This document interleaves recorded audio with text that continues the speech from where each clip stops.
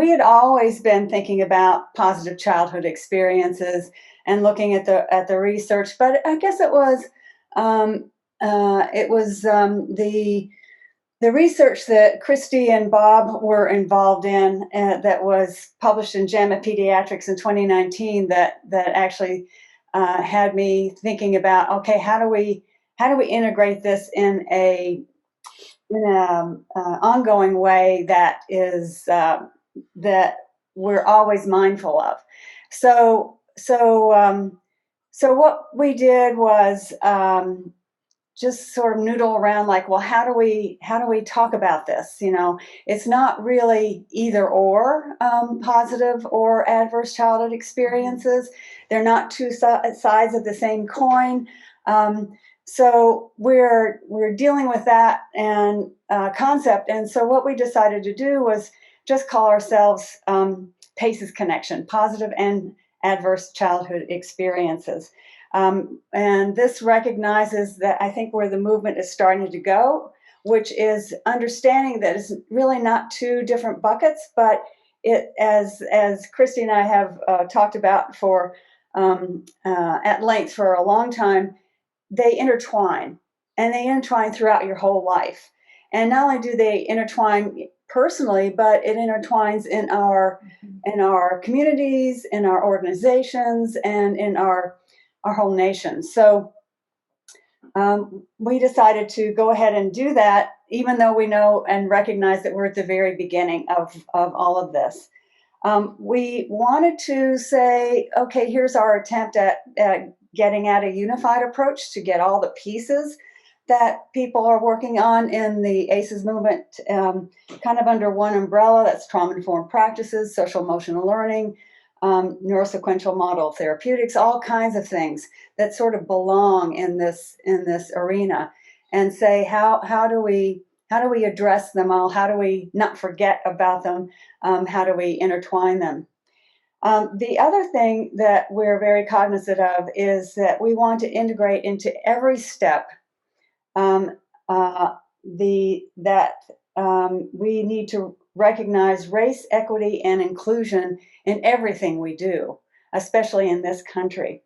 An example is that to heal, you have to acknowledge and address and grieve your past as the past adversity that you've had, as well as hold it close while you are integrating the positive experiences that you remember and that you're having in your life now. So that's true for an individual. It's true for an organization. It's true for a community. And it's true for a nation. And so that's why, for example, we can't just say, okay, Black and Indigenous people had it really hard in the past, but we don't have to deal with it anymore because now things are getting better. Well, that's not true. We do have to deal with it because it's been part of our history for centuries, and the effects are still being felt today. So today we have three incredible people who agreed to come and discuss all this. And I'm just going to and answer our questions, such as, you know, what is PACEs exactly in your mind, and how's it different from resilience? What's the relationship with flourishing? And how do you apply it into the work you're doing? So I'm just going to quickly introduce you individually and ask each of you to just give a little bit more information about why this is important to you, or why you agreed to participate today. So Christy, basically you're a professor at Johns Hopkins University Bloomberg School of Public Health. What else do you want to add? Well, I guess I want to add that I've been around since about 1996 trying to define what we mean by positive health outcomes for children, how to measure it and get that data in so we can create transformational policies and practices in communities. So it's been really a life journey, and that my core belief about all this is that connection with ourselves and each other and life is the source of our well-being, creativity, and joy. and that this connection is both what ACEs can impair, but positive childhood experiences seeks to restore. And my journey was a lived journey first and a scientific discovery journey second. And I think it's really left me with a very rich sense of what is possible. And I hope to share more of that with you in a minute. Thanks, Christy. Baraka Floyd is pediatrician at Stanford School of Medicine and co-medical director of the Peninsula Family Advocacy Program at Stanford Children's Health's Medical Legal Partnership, which is that group is pretty amazing. So Baraka, why did you decide to participate today besides the fact that we twisted your arm? I think for me, as a pediatrician serving low-income patients at our federally qualified health center, so often it's really easy when someone comes to you with multiple barriers, multiple needs, and multiple things that would qualify as ACEs.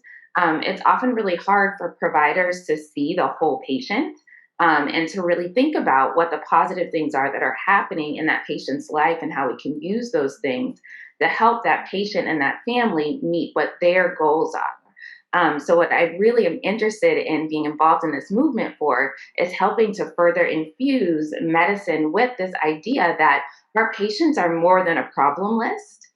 Because so often the way that we're trained in medicine is to identify problems and treat them. And we're really good at that. I mean, really, really good. But we're not as good at being able to find the positive things and the strengths that are happening in families' lives and being able to utilize those to help meet health goals. So that's why I'm here today. Thanks so much, Baraka. We're looking forward to hearing how you integrate this into your work. Bob Sege is professor of medicine at Tufts University School of Medicine, where he directs a new center for community engaged medicine, which is really interesting. So, Bob, tell us why you're here. Sure. Well, I'm here because Jane asked me to be here. So, but more than that, I think, like Christy and Baraka, for me, it's been a lifelong journey, and I like to think of myself as a lifelong learner. And listening to patients and communities and the work I do really has brought me to understand how complex people are, and that each of us brings our past with us. Not just the bad things that happen, but also our social connections, our resilience, our faith, our education, our experience with our families, plus and minus, and being able to look at both the positive and adverse childhood experiences really enables us as providers to have a meaningful collaboration and do problem solving with our patients and families and not for them. And it's an enormously enriching way to look at the world. Wonderful. Thank you. So with that introduction, Christy. Yeah, I will go ahead and start sharing, right? Is that what you want me to do? Yes, please. Okay. Let me just show this from the beginning. And first of all, Jane, thank you so much for trusting me to help frame a little bit today. And I'm very excited to just put something out there as a starting point we can bump up against about what do we mean by PACEs science and reframing it a little bit. So my first is to just talk about what PACEs principles really might be and are. And first of all, it reframes the whole dialogue to be solution-oriented, healing-oriented, engagement-oriented. Not that ACEs connection wasn't that before, it just makes it explicit, and it matters when we make the positive opportunity explicit. And this is really hinged on the truth that health really is a state of complete well-being, and not just the absence of disease or infirmity, as Bob and Baraka were just talking about. That positive health is a real thing, and we can promote it and need to promote it. And this really hinges on a whole set of research that looks at the dual continuum of health, where flourishing is possible, even amidst the adversities and illnesses that are entailed in life and that we all carry at a syndemic level really now in society. And that without qualities of flourishing, people with trauma or illness are much more likely to suffer negative consequences and die early, so that it goes together. And that many without any illness or adversity do not flourish. So we really cannot make these the same thing, that people without ACEs or without illness in many cases are not flourishing. And we have some research that really strikes that strong for America anyway, and it gives an opportunity. And that removing illness and adversity, like Jane said, is not enough. We have to heal. And the way we're wired around our experiences, we have to heal the impacts of that adversity biologically, psychologically, culturally, and in our systems, and proactively build positive health. And this last principle I threw in, which is really the principle of being already whole, that we're built for life, we're built for connection, we're biologically wired to flourish and to seek belonging and to matter, to heal when we're wounded, whether it's physical or otherwise, and to love and contribute. And this already whole place, I believe, is there waiting to be opened in an instant when the conditions of safety and nurturance are present. And that's where we can really grow. So those are some principles to consider. And I wanted to just ask at the beginning whether you feel like you might be flourishing even in this difficult and often despicable time right now for many people. And so I'm just going to step forward a little bit. So flourishing means a lot of things. And in the science of flourishing, there's 6 key components that we can look at. One is a sense of meaning and purpose, engagement in life, seeking and cultivating positive relationships, having a positive orientation to life, looking for and bringing in positive emotions, and having a sense of accomplishment at whatever level that is, and a sense of mattering, which we have to do for each other. We can't sprout that on our own. Mattering is a relational construct where we matter to others just because, and we matter for others, that we contribute. So maybe just take a moment and do this poll. So what we're seeing is a lot of people endorsing each of these. And of course, if we did it aggregate, it would be lower because it's not the same people for everything. But there's a lot of flourishing, it looks like, going on in this group, even amidst all of the challenges. And so it really makes the point that that's possible. And if we did this as a cumulative measure, we might have seen something different across these 6 attributes. And typically what we've seen is about a third that have all 6, reporting all 6, and about 20 or 25% reporting 2 or less. And so there is a big distribution that we see, and especially among audiences like this. Okay, so I would say PACE of science is really a science of possibility. And just like ACEs, it's a we science. It's about how we are with each other and how children develop. So, okay, I need that to stop. We're getting scrappy here, James. That's okay. This is, I guess, the final result. Yeah, so you can just click it. Okay, I did, because it's coming back. Yeah. Maybe that's happening to me too. Yeah, you just turn it off because my slides won't work. Okay, so it's a we science, really, and we hinge a lot of our observations and what we see about the impact of ACEs as well as positive childhood experiences on the science of child development and life course health development, but integrate explicitly the science of human flourishing. And I would also say the science of culture and systems change, which are sciences that we can learn, but that also require many of the qualities of flourishing in order to be successful at a community level or at a societal level. And the outcomes we're looking for with this are flourishing, like I just said, but also things like transformational resilience, not just bouncing back to where you used to be, but really transformational, that ride the continuous difficulties of life from an empowered perspective and a positive oriented perspective where we're always looking to continuously evolve our capacities for flourishing and growth. And then the other outcomes are really optimized for each person, for each community, health, functioning, and quality of life. And of course, the through and endure competencies that we're talking about here, there are the opportunities we have is to foster positive childhood experiences, and especially positive relational experiences where we create that embodied biosynchronous felt sense of safe connection in our bodies, which is how our healthy brain development occurs early in life, where we share emotions and we know we're sharing emotions and we're connected in a real way, and where we know that we matter and belong to each other. And of course, where we also, through the endure competencies, are competencies for reconciliation, like Jane said, where we recognize we have come from a history intergenerationally, and that we need to engage in reconciliation, restoration, and healing, which requires presence to be able to meet what is now in a safe enough way with skills to be able to unpack it, integrate it, and evolve through it.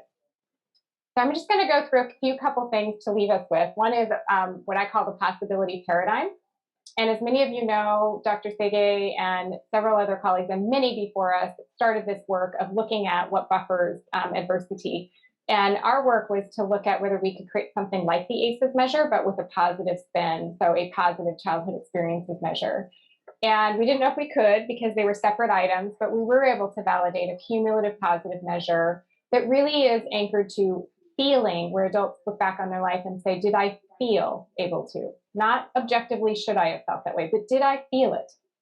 Getting back to the importance of lived experience. Did I feel that people stood by me? I was in a community where I could be a part of and belong, felt a sense of belonging in high school and so on. And then at the same time, we did some research looking for children in the United States, whether they were living in homes where families had a sense that they have strengths to draw on, stayed hopeful even when things were hard, and connected to each other around things that really matter, which is often what's difficult. But that's a positive thing and really showed the very, very strong impact of this on mitigating the risks of ACEs and poverty and even developmental disabilities. So Dr. Andy Garner was going to be here today, but he couldn't be here. He's taken those two studies and created a diagram for us all that I have his permission to show today, but it's based on the research I just showed you, where we have more or less ACEs, more or fewer positive experiences, and less or more well-being. And the observation that we end up with through this research is that kids with high adversity but high relational health may fare relatively well. And we see that in the variation around ACEs studies. And that high adversity does not mean that you're broken or doomed. But at the same time, this is the next graph, low adversity does not mean that you're well or in the clear. And that shows up in the data very strongly as well. Kids with low adversity but low relational health may fare relatively poorly. And that's really strong in the health affairs paper, that second paper. And that adverse and positive childhood experiences, as we've already been talking about, coexist. So the next is a possibility paradox that I want to introduce, just put forward for us to think about, which is we learn to walk by falling down. We all know that. And at the same time, it's really in meeting the disturbance and the negativity and dealing with that together that we heal. And this is just a little article from ACEs Connection a while back that really makes that point well. And I say the resistance to the disturbance is the disturbance. But when we're not relationally safe and we don't have support, it's important that we block that perhaps. But if we can open it and work with it, we end up with this paradox of positive experiences where we see that it's in the meeting of what's difficult that we often have the most positive experiences of our lives. When people look back in interviews and say, what was the most positive experience you ever have? It's often talking about something difficult and how we were met in that and how that created a positive experience that led to our growth and hope and well-being. So this is just one study among many that shows by resisting negative emotions, we're more likely to have psychiatric symptoms. And that when we accept what lives within us and make it a habit, that we have fewer negative emotions, it doesn't diminish our positive experiences of life, and it improves our psychological well-being.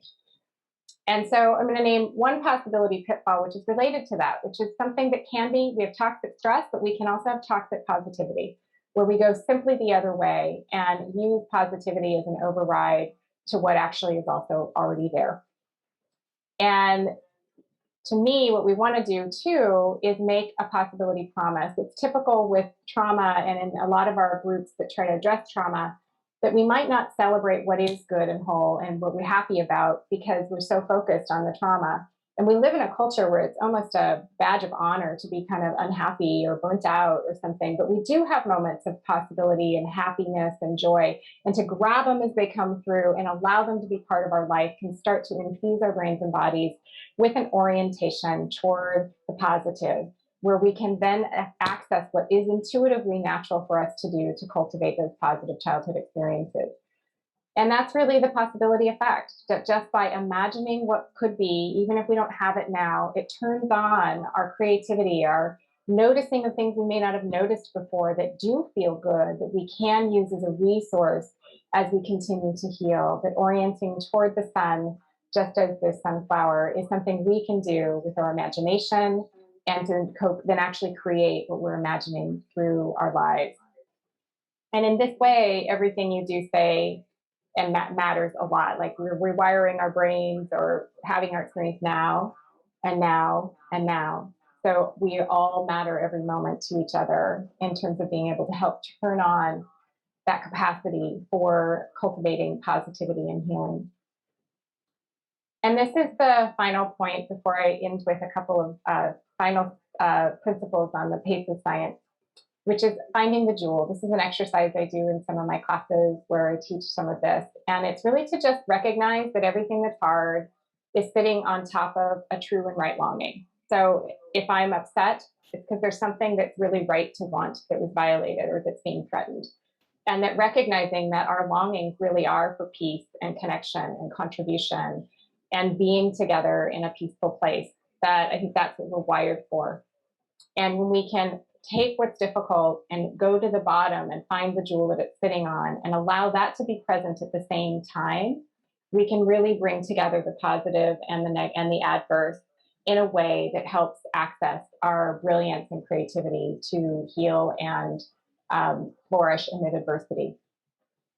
So I would say to close that PACES science has a lot in common with what we call a new science of thriving. And the principles here that I'm going to offer to you for consideration is that a new science of thriving and the PACES science concerns itself with the capacity for human development, even in adversity, frames the capacity to flourish as a contextually enabled and learned ability that we can, really co-create and recreate. So the locus of human health and dynamics is within our reach and our relational, social, and environmental context that we create and recreate. That we balance, just like we began, a conventional focus on the negative development and risk factors with a focus on strengths and what's already whole. And we used to not look at ACEs or toxic stress as a cross-cutting issue, and still in many practices that's not happening. And that's important, but we need to bring into it this perspective at the same time. So it's timely for us.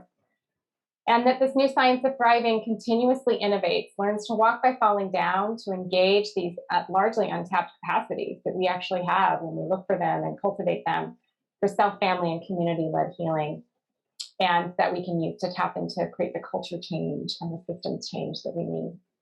And finally, bringing us all the way back to where I started, of focusing on really the relational and self-awareness and flourishing skills that are needed to help us prevent interpersonal harm, that poor self-care behaviors and also diminished agency within ourselves, families, and communities, so that we can restore and heal.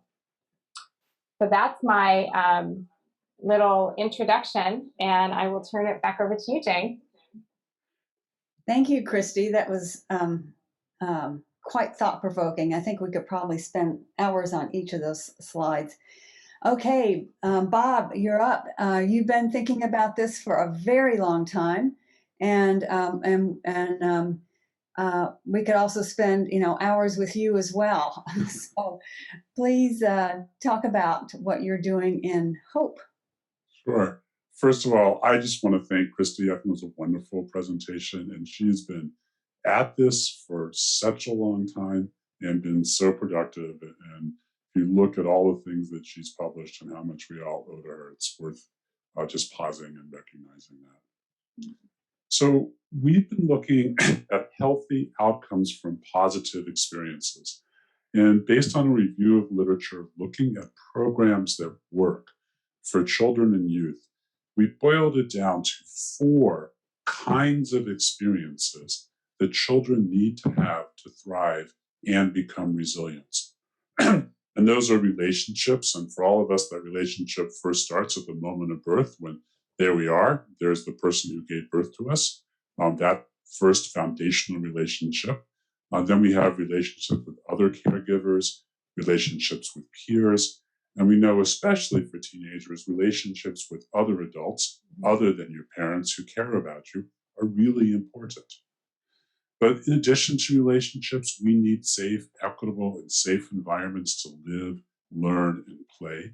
And we know that too many people don't have those physical environments, that the basis of that is you need to have food in your belly and a roof over your head to feel safe. And beyond that, you need to feel safe at home and at school, to have a positive school environment. And this sets children up to be able to thrive in a lot of the ways that Christy talked about. to feel comfortable, be curious, and exploring. Um, the other thing is that all of us need the sense that we matter.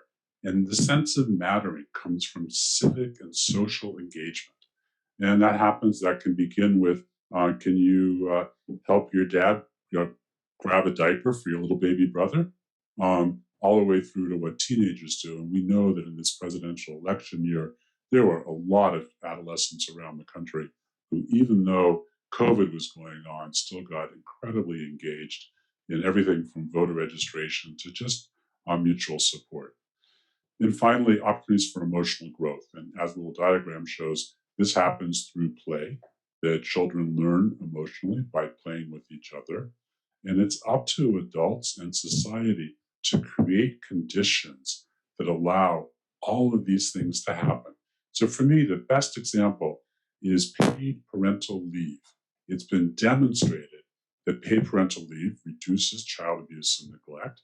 And I think it does it because it allows those relationships that both parents and babies want to form, even among parents who can't afford to take time off and not have an income for a few months.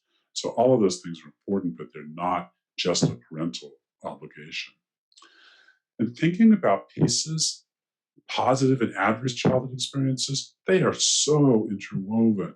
So child abuse and neglect, why does it matter? It matters because it disrupts those foundational relationships.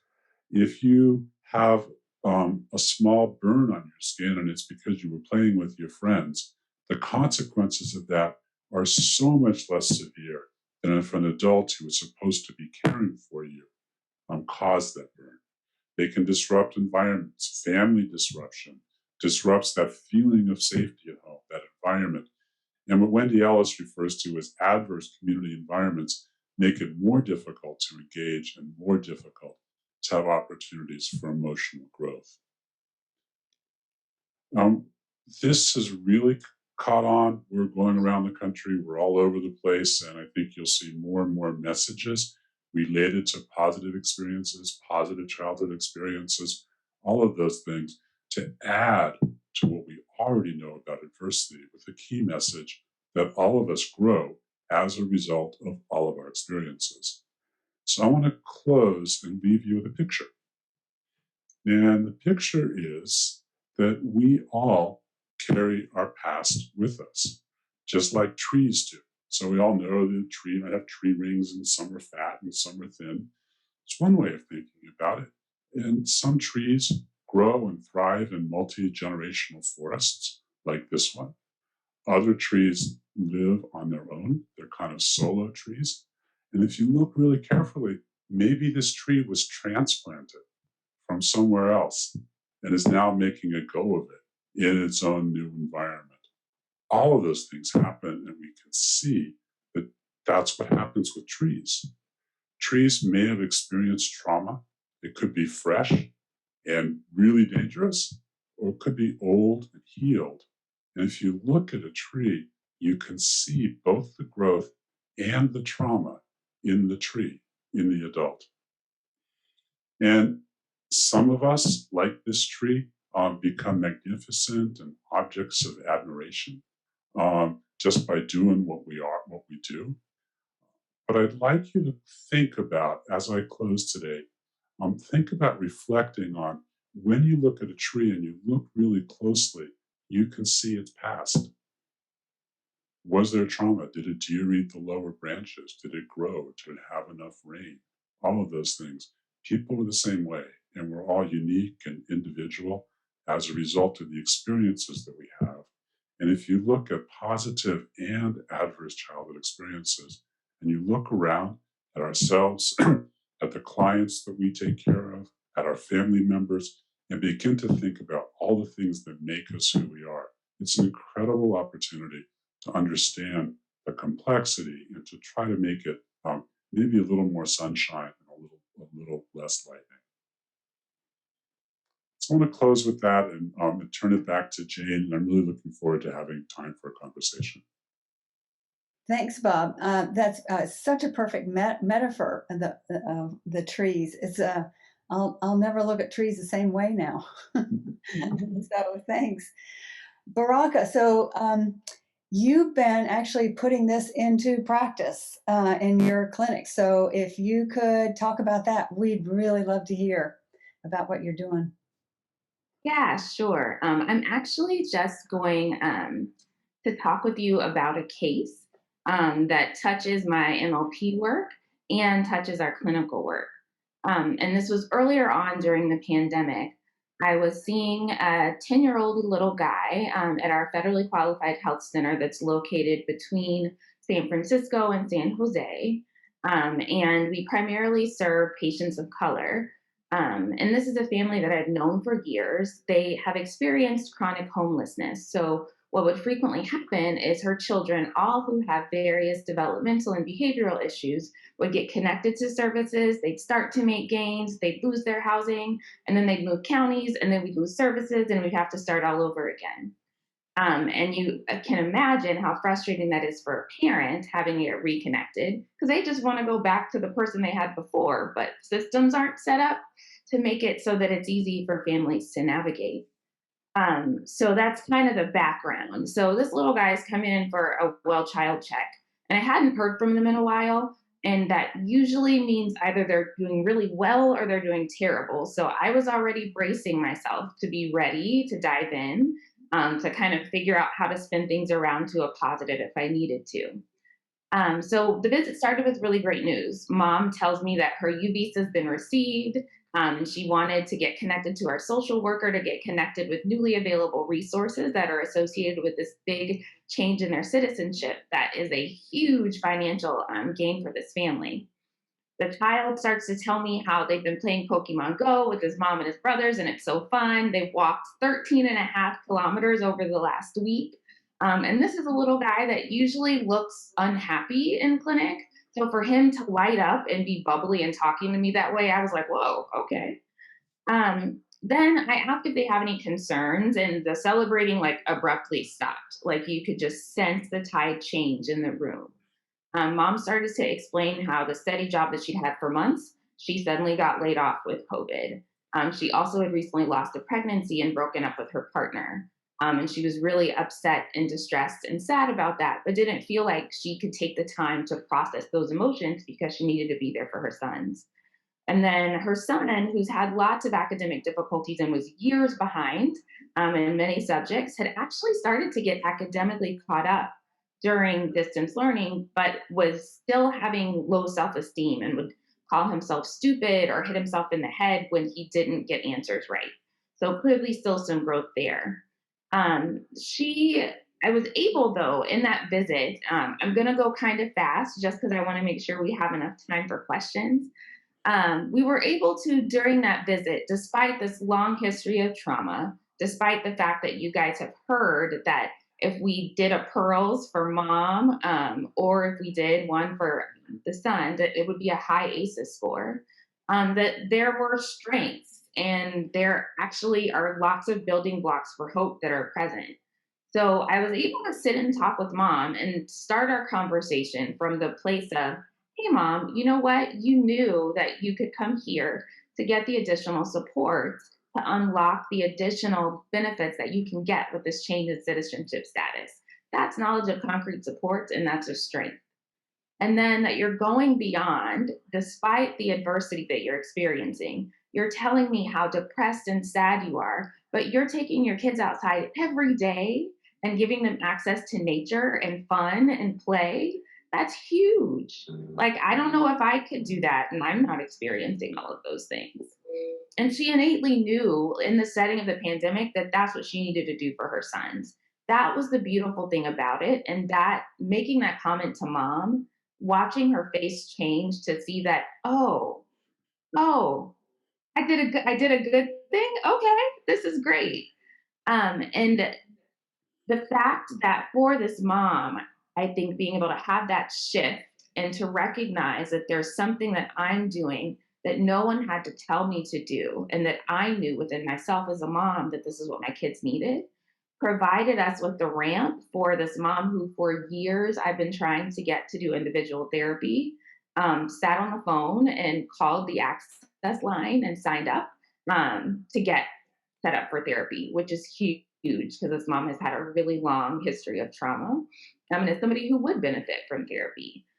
So I like to highlight that case because, when we think about as you walk into a room and facing multiple problems and multiple sources of adversity, often many who don't have really quick and easy solutions, it's easy to give up and it's easy to get discouraged. And it's really important for us to recognize the power that we have on the other side with families to mirror for them the positivity and the agency that they have that they're already taking advantage of in their lives.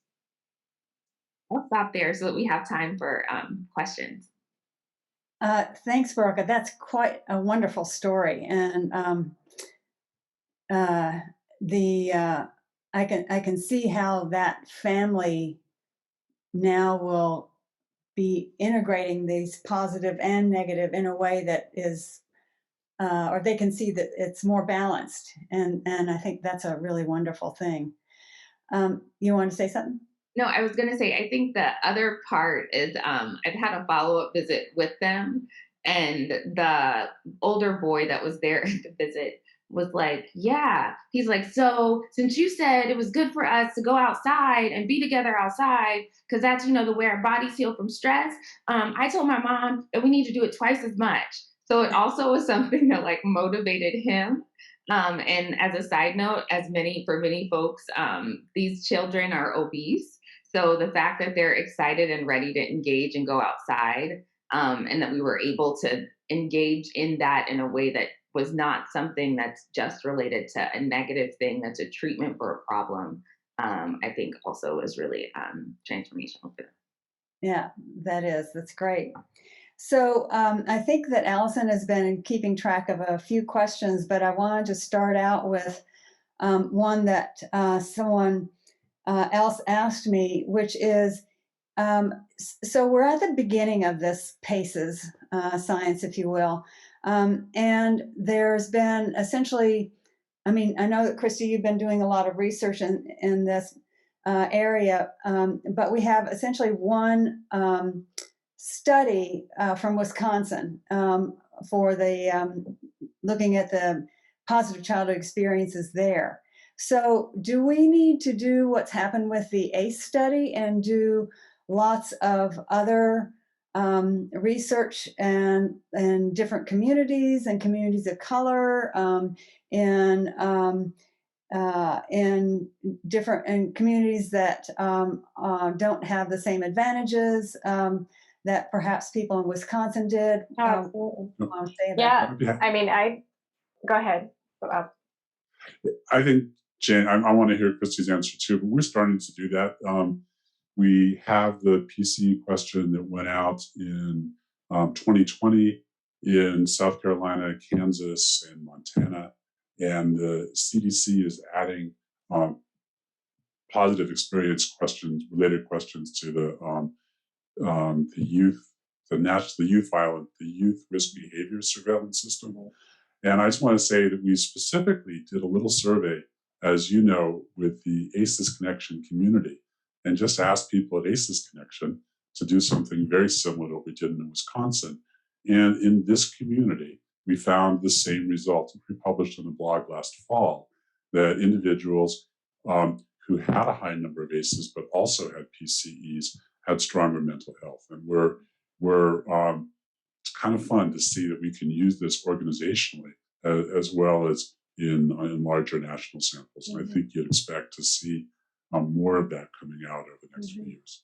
And now I want to listen to Christy. Oh, just quickly, that obviously we need a whole measurement agenda around this. We did start like in 1999, actually, 2001, to try to get some positive things into the National Survey of Children's Health as well as ACEs, which is why 12 years later we had it.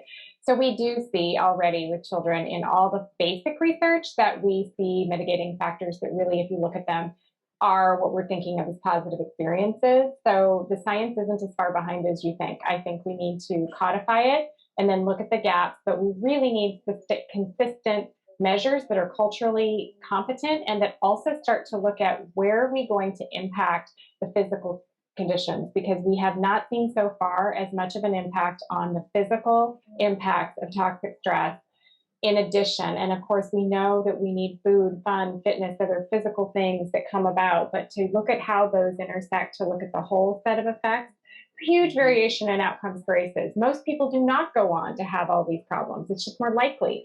And then, of course, we need to fit it as a story with positive experiences, looking more carefully about how that looks and how we measure it, but also with the outcomes like flourishing, with the adversity and the systems factors. So that's kind of the best source for that right now that we have is the National Survey of Children's Health, maybe VRFS if it comes along a little bit, but that's the call to action. Any partners, we need to do that, but measured in a very conscious way to maybe support your community. Maybe it comes from, this community right here where we create something that works for you. Thanks, Christy. Baraka, do you want to add anything to that? I can't stress enough how important it is that those measures be culturally relevant. Just because the way that these experiences are viewed are very different based on one's cultures and values. So I'm heartened to hear that that's a focus, just because in the past we have not been as equitable as we were considering how. And the other thing, just speaking about cultural diversity, say for child flourishing and looking at family resilience and connection, we actually found that people of color and more marginalized communities were more likely to have those qualities already, because when you're under duress, you have to develop resilience. And so it was a stronger impact. So it doesn't always go towards, we need to think about this. And so I agree with you completely. And I think that also, I think, can help with the entire narrative that we have kind of around structures and structural racism, and being able to underscore how, if we remedy these structural factors, that's right. That in and of itself, like, people actually do have it within them to succeed. Yeah. So often there are assumptions that come about that's as right. growing up low income. Wonderful. Thank you very much. Carrie, you have your hand up, even though it says you're Dana Brown. That's so funny. I hope you can hear me. I don't have my earbuds handy, but that's why I'm going to get right up in your face with my face. But we have between 300 and 400 communities, and most of those are geographic communities. What can our communities leaders, the community managers and the people who are from different sectors coming together to create these fabulous communities that we have, grassroots up and top down, how can communities come together and help create these kind of positive childhood experiences? Should we be calling on the business community to help with this? What kind of coaching guidance can I give to the 60-something, 70-something community managers with whom I work about this? Thanks. And I would just say quickly that I think the first place to begin is to realize that we all need to matter, and that we do not organize our communities and distribute mattering equally. We tend to give it to people who already have power, and that we need to create a culture that explicitly is that we culture of mattering, and start to give opportunities for voice and visibility, where it creates a safe place for people to add their voice and to be seen that they matter no matter where they are in the continuum of their own pain and harming, and that is something that can happen culturally through creating it at a culture level. The other is to start measuring and tapping into what's already whole, where we already have flourishing capacities, either because we have to, and we know something about that, and to really call it forth and name it, so that we start to create a different identity of being marginalized, and even though that's true for many communities, but that we have strengths to keep the hope and strength piece going, like that family resilience and connection scale, the community resilience and connection scale. There are community competencies for a thriving community measurement. So I think getting that, and then really claiming this, we matter, every moment matters through any door, that the bus driver, everyone who sees that child, the people working in supermarkets, that everyone matters every moment, as a force for facilitating positive experiences. And that to me is very powerful. And there's lots of stories of people who saw it and didn't say anything about a child suffering, and who, when you do and you just see them in a safe way and support, no matter who you are, you really can change a whole person's life very fast, just like Baraka was talking about. Those are just a couple things. Thanks, Chris. Bob, do you want to say anything to that? Oops, I need to unmute myself. Sorry. I love that. We're working really hard now to create what we consider hope-informed practices and hope-informed organizations, so that we can begin to look at that. We're working with Prevent Child Abuse America so that their intake forms that they use when they meet clients include asking questions about positive experiences. We're developing training materials for providers, so when they screen for something, they begin by finding out about relationships, engagements, and environment. So they're setting the stage for positive engagement. And I can't emphasize enough, some of the things that Christy just touched on. We need to demand that our political leaders make that possible. If you want to have children play, you need to have playgrounds that are safe, that aren't filled with broken glass and syringes. You need to have schools where there's a positive school environment so kids can have a sense that they belong. So we need to do all of that at all those levels. And there's a lot of need for more science, but boy, we already know way more than enough to act. Mm-hmm. And we do need to start acting what we know now while we're finding out more. Yeah. And just if I could add to what Bob said, because he inspired me, was to say again this concept of mattering, that people who do not feel like they belong will act in or act out.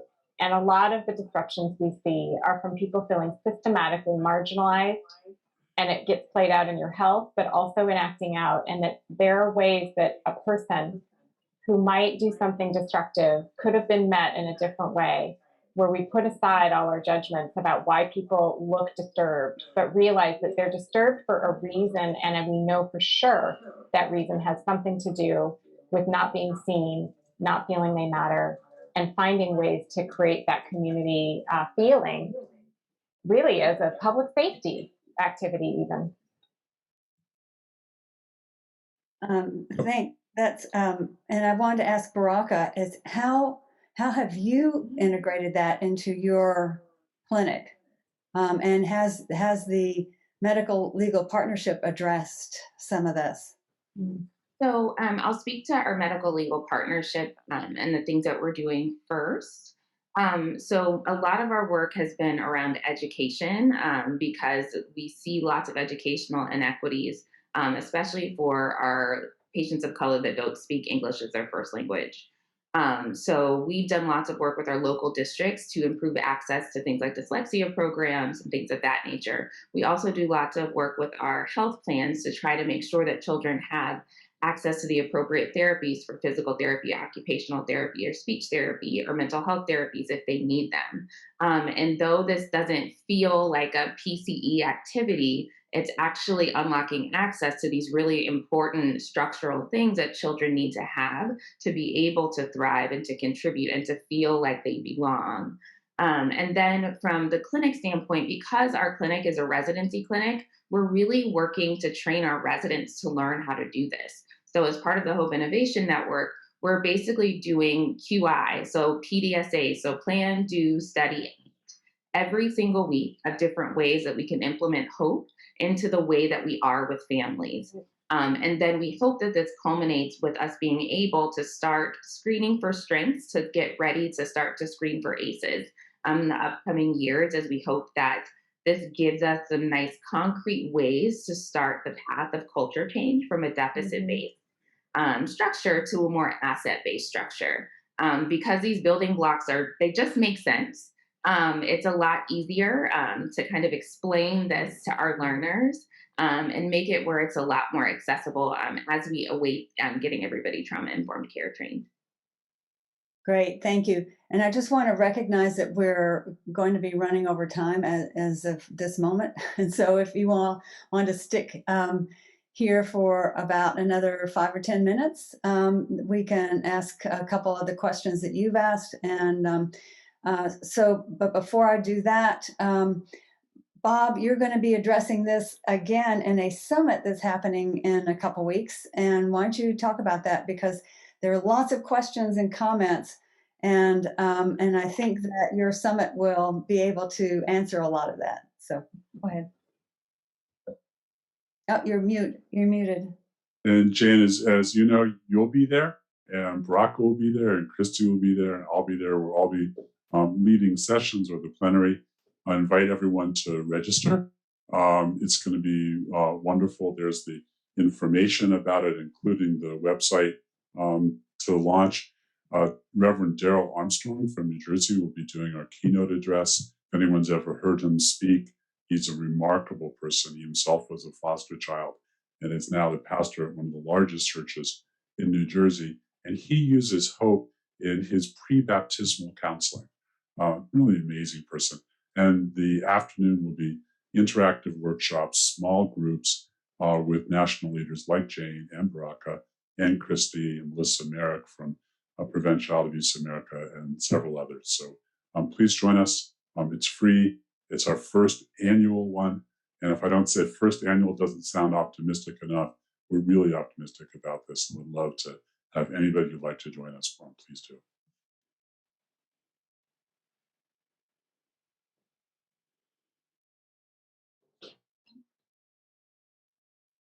Carrie, you had a question? Actually, I have a request, and that is that as we go out in our communities and we start to do these things, I don't know how many community managers are on the call, but we would love to see the stories of these culturally sensitive resources. I've just made up a new word, resources, so that we're capturing best practices. Christina, it's so good to see you. So good to see you too. Yeah, that we can capture these best practices of how did you decide what would be culturally appropriate? How did you decide what would be sensitive to the needs of people in the community who don't have a lot of resources? You know, you don't do a bike in a community where kids can't afford bikes. So I just am encouraging all of us to be on the lookout and not even to make a big deal out of it, but just a photograph and a few sentences would be great. So it was more of a request than a question. Carrie, if I could just add to that, a lot of the work I do with pediatric practices is encouraging them not to come in with solutions when they get information, but to say, what do you think you need? And what do you know might already be available that you think would be supportive for you, and to really source the community and the people because they know. And if you lean in and ask, it then becomes their ideas, right? And what we're going to find is if we just ask that possibility effect kind of thing, just orienting toward the positive and how that brings back a certain brilliance in our brain where we see so much we didn't see that's available right before our eyes and within and between us. So that idea of just even now without the stories, just asking each other, what do you think you need? What do you think would support you? What do you already know about that could help you? And just being in that mindset all the time. Christy, thank you. I'm going to just interrupt because Baraka has to go to another meeting. So I just wanted to say thank you. And we'll see you in a couple of weeks. This was wonderful having you here and learning about this brand. Allison, do you have some questions and we can just there's basically only one theme in the chat, and many people have been asking, where do we find these resources? Are there surveys we can use right now? So I don't know if speakers want to speak to, for people who want to put this into practice, what are their next steps? What should they be doing, and where do they find this stuff? Thank you. Well, we have two things. One is the actual formulation and scoring of the PCEs measure, which is not just the items, and then also some of their pros and cons so people know how to use it right or not use it right, is a package that we have. So you can just email info@cami.org and we can send it. But also the family resilience and connection, flourishing, and ACEs items that look at other things. is something that, well, first of all, it's all in the health affairs paper in the appendices, because as Bob knows, I put a lot out there, like you can just get it. But also our child health data website has all of the items that are on the National Survey of Children's Health with findings for every state. And you can get all of that right now. We have some fact sheets called Strong Roots, Grow a Strong Nation for every state right now, with all these variables in there. And so if you're interested in data, we have a prioritizing possibilities data query that features this kind of stuff. So that would be one thing, but we really need a project to make sure we create the clearinghouse at all levels of need so that your communities don't have to repeat it, that we get that together. We're just building on what Christy said, and first of all, I want to get the website to get your PCE package, because I tried to write it down, I was too slow. But we're developing resources now. In April, we'll be launching a learning management system to go through Hope in Practice that will be available free for people who'd like to look at that and use that. And on our website, we have a resource page, and we're working on creating more resources, partly on our own and partly collecting things that people are already doing. So welcome to look at positiveexperience.org and look at our blogs and resources, and expect more and more to come out. And we'll have the launch of our learning management system probably in the middle of April. Great, terrific. All right, it's almost 10 after. Allison, do you want to wrap it up and make sure that people know how to capture the chat? And yeah, sounds good. This was such a huge and inspiring turnout, and so timely to learn about why it is that we changed our name to PACEs Connection. So hopefully now you all are in, and will help spread the word about why positive childhood experiences are just as important.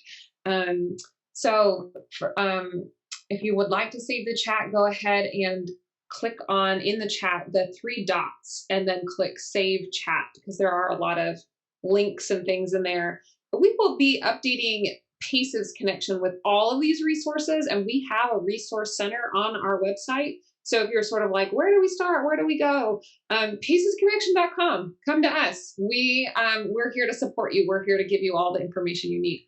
And we can connect you with all of these things. So just head over to our website. We'll be adding more and more of this science. So yeah, thank you so much, Jane, for hosting, and thank you to our speakers. And I'll let you say any final words, Jane. Thank you so much, Bob and Christy. This has just been terrific. I will make sure to contact Baraka and thank her profusely again. Yeah. I feel like we didn't have enough time to do everything. So I'm encouraging everybody to come to the Hope Summit, because we'll be able to delve into things at much deeper level, as well as spend more time on them. So thank you all for coming. We really appreciate your interest and involvement, and please be in touch if we can do anything else for you.